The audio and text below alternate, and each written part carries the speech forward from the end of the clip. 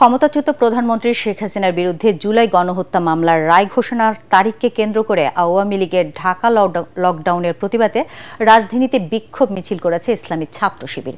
সকালে ঢাকা কলেজের সামনে থেকে মিছিলটি শুরু হয়ে সায়েন্স ল্যাব ও নীলক্ষেত মোড় প্রদক্ষিণ করে ঢাকা বিশ্ববিদ্যালয়ের রাজু ভাস্কর্যে এসে শেষ হয়।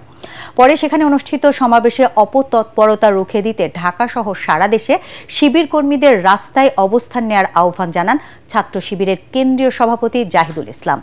এছাড়াও আওয়ামী লীগের আগুন সন্ত্রাস এবং নাশকতার প্রতিবাদ জানিয়ে দলটি যে কোনো সহিংস কার্যক্রম প্রতিরোধের হুঁশিয়ারি দেন শিবিরের অন্যান্য নেতারা।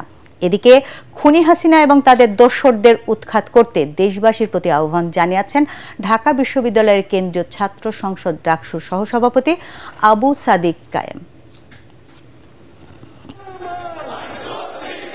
গুম, খুন, ফ্যাসিবাদ কায়েমের মাধ্যমে বাংলাদেশে খুনি হাসিনা এবং তার দোসররা গত 16 বছরে বাংলাদেশকে একটি অকার্যকর রাষ্ট্রে পরিণত করেছিল।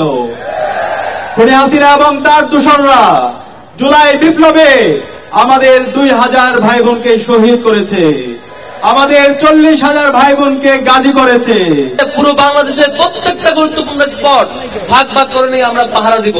আমরা শুধু পুলিশের উপর আস্থা রাখতে চাই না, ইসলামী ছাত্র শিবিরের কোন পর্যায়ে কর্মী বেঁচে থাকতে এই বাংলাদেশ আর সন্ত্রাসী লিগকে আমরা ফিরতে দিব না ইনশাআল্লাহ।